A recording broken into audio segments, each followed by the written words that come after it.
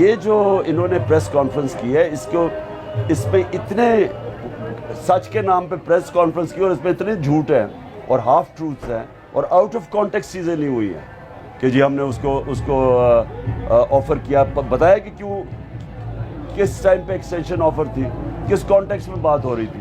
اگر پوری بات بنائیں تو ان کے لیے بڑا امبیرسنگ ہوگا سب کچھ. لانگ مارچ کا آغاز ہو گیا ہے, مجھے یہ بتائیے کہ اس سے الٹیمیٹ گول آپ کیا اچیو کریں گے؟ دیکھیں, اس سے ایک ہی گول چاہتے ہیں, فری اینڈ فیئر الیکشنز. ہم چاہتے ہیں کہ پاکستان میں وہ حکومت ہو جو کہ پاکستان کی عوام الیکٹ کرے, الیکشن سے آئے, آکشن سے نہ آئے. یہ جو حکومت آئی ہے انہوں نے پیسے خرچ کر کے, ہارس ٹریڈنگ کر کے, لوگوں کے ضمیر خرید کے انہوں نے گورنمنٹ کرائی ہے. اور اس کے بعد ان کا صرف ون پوائنٹ ایجنڈا تھا جو ہمیں پہلے سے پتا تھا کہ انہوں نے اپنے کرپشن کے کیسز ختم کرنے ہیں, کیونکہ ان کے اوپر آلموسٹ $5 بلین یعنی 1100 ارب روپے کے کرپشن کیسز ہیں. تو ان کا کوشش صرف آئے اس کے لیے تھے. تو پہلے تو ظلم یہ ہے کہ انہوں نے اکانومی کو ہماری اکانومی بالکل تباہ ہو گئی, آج ڈیفالٹ کی طرف پاکستان جا رہا ہے. کیونکہ ہمیشہ جب یہ آتے ہیں اکانومی, ہم آئے تھے تو بینکرپٹ چھوڑ کے گئے تھے, اس کے بعد آ کے اپنے سارے کرپشن کیسز آئے. کیسے؟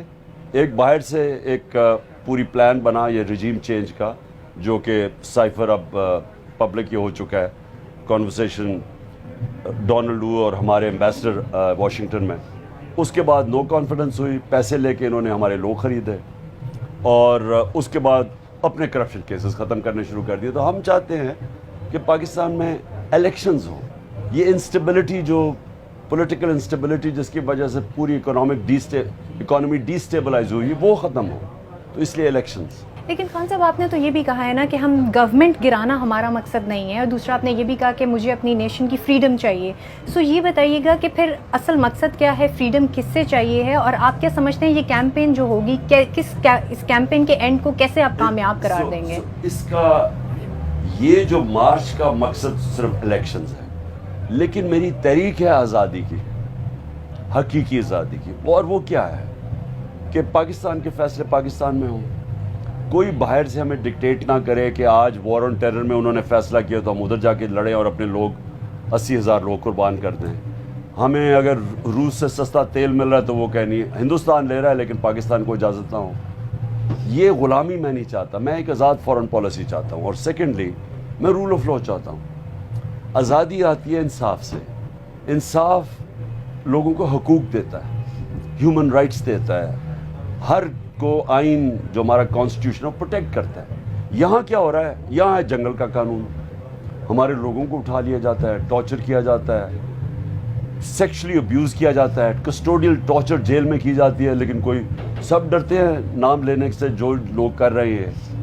اس کے علاوہ جرنلسٹ جو کیا گیا ہے, AROI کو بند کر دیا چینل کو, جو ہمارے لیے پرو لکھتا ہے اس کے پیچھے پڑ جاتے ہیں. سوشل میڈیا ایکٹیوسٹ کو پکڑ کے اٹھا کے انہوں نے مارا ہے, ان کو دھمکیاں دی ہیں. اور پھر یہ جو ارشد شریف کا ہوا ہے, یہ ٹپیکل ہے کہ جس ملک میں رول آف لا نہیں ہوتا. ارشد شریف نے ملٹیپل ٹائمز وارن کیا, ہائی کورٹ کے جج کو لیٹر لکھا, پریزیڈنٹ آف پاکستان کو لیٹر لکھا, مجھے کہا, سب کو کہا کہ اس کی زندگی خطرے میں ہے, کیونکہ وہ یہ رجیم چینج کانسپریسی کو ایکسپوز کر رہا تھا. تو اس کا جو ہوا ہے, نہیں, اگر یہ اس کو پروٹیکشن نہیں ملی, اس کا مطلب جو طاقتور تھے they were above law, وہ قانون سے اوپر تھے. تو خان صاحب, یہ جو ارشد شریف کی آپ نے بات کی ہے کہ ان کو تھریٹ تھا اور آپ کو معلوم تھا, یہ حکومت میں جانے کے بعد آپ کو پتہ چلا یا اس سے پہلے بھی آپ جانتے تھے کہ ایسا کوئی تھریٹ ان کے اگینسٹ چل رہا ہے؟ کیونکہ وہ پہلے بھی آپ کی گورنمنٹ میں بولتے تو رہے ہیں. میرے بڑی تنقید کی ہوئی ہے, یہ پہلی دفعہ ارشد شریف کو انہوں نے تھریٹ تھا اور اس کو مارنے کا تھریٹ تھا. اور ارشد شریف نہیں, اور بھی جرنلسٹ ہیں جن کو انہوں نے ہیوملیٹ کیا. عمران ریاض تھا, ایاز امیر جیسا سینئر جرنلسٹ, سمیع ابراہیم جیسا جرنلسٹ, ان کو بھی انہوں نے, جو ان کی تنقید کرتا تھا یہ رجیم چینج کی, اس کے پیچھے پڑ جاتے تھے. تو صابر شاکر ملک چھوڑ کے چلا گیا, اس کو بھی خطرہ تھا تو ملک چھوڑ کے گیا. تو یہ سارے سمٹمز ہیں جب رول آف لا نہ ہو. کرپشن سمٹم ہے, رول آف لا نہ ہو. کرپشن ایک سمٹم کہ جب آپ کے ملک میں طاقتور کو آپ when they are above law, اس ملک کے اندر کرپشن ملک کو تباہ کر دیتی ہے. کہیں دنیا کے سویلائز معاشرے میں این آر او کا کانسیپٹ نہیں ہے کہ آپ چوری کریں اور آپ معافی لے لیں, آپ امیونٹی لے لیں. تو سو دیئرفور جو یہ موومنٹ لارجر موومنٹ ہے وہ تو چلتی رہے گی, وہ ہے آزادی کی تحریک, حقیقی آزادی کی تحریک. اچھا خان صاحب یہ بتائیے گا, یہ جتنی باتیں آپ کر رہے ہیں, کل ایک پریس کانفرنس ہوئی اور انہوں نے پوری ایک چارج شیٹ آپ کے اگینسٹ جو تھی وہ نظر آئی, جس میں یہ جتنی باتیں آپ کر رہے ہیں انہوں نے اس کو ریجیکٹ کیا اور کہا کہ یہ غلط ہے, اور آپ ان سے ہیلپ بھی مانگتے رہے ہیں گورنمنٹ میں واپس آنے کے لیے, آپ نے ایکسٹینشن بھی آفر کی چیف کو. سو اس کے بارے میں کل آپ کے بہت سارے پارٹی کے لوگوں نے بات تو کی, لیکن آپ کا کیا ٹیک ہے؟ آج آپ نے بلکہ اوپنلی نام بھی لیا, آپ نے بھی, آپ کے سینیٹر نے بھی, کرنٹ سرونگ ملٹری آفیشلز کا. تو سو کیا واقعی ہی آپ ہیلپ مانگتے رہے ہیں ان سے؟ پہلے چیز تو اعظم سواتی نے جو آج اسٹیٹمنٹ دی ہے, اس نے ٹارچر میں دو لوگوں کو نامنیٹ کیا ہے. ایک ہے جنرل فہیم, جنرل فیصل, اور دوسرا میرے خیال میں بریگیڈیئر فہیم. یہ جب سے دو لوگ آئے ہیں رین آف ٹیرر ہے یہاں. انہوں نے سارا جو جرنلسٹ کو دھمکیاں, سوشل میڈیا ایکٹیوسٹ کو مارنا, ڈرانا, دھمکانا, اور یہ جو کسٹوڈیل ٹارچر تھی شہباز گل کی, اس کی, وہ اعظم سواتی کی, اور وہ سلمان فاروقی کی, یہ سارے ان کے دور میں ہوئی ہے.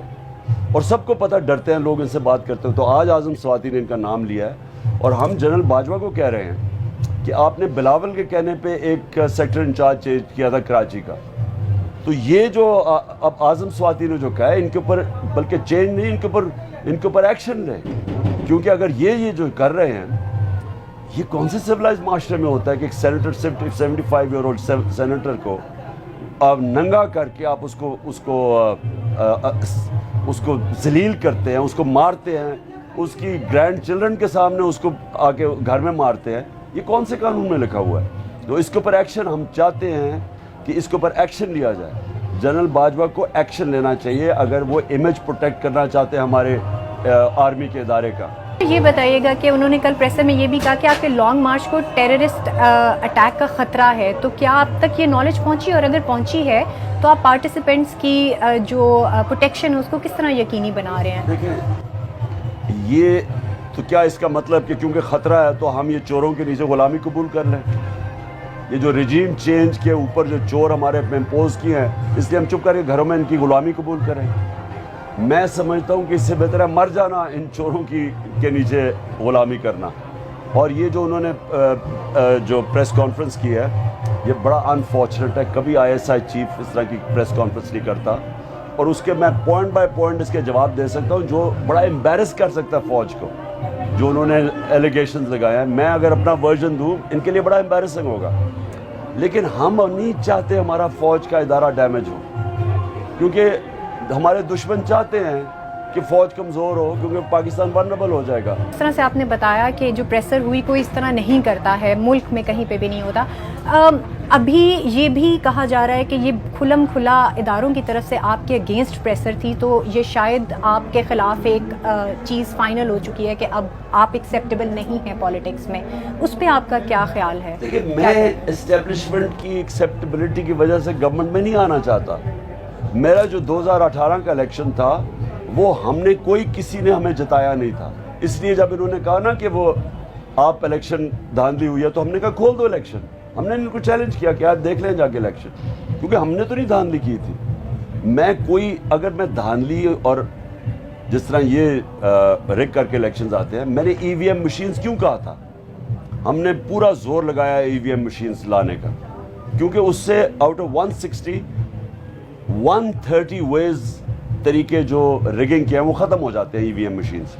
انہوں نے آنے نہیں دیا.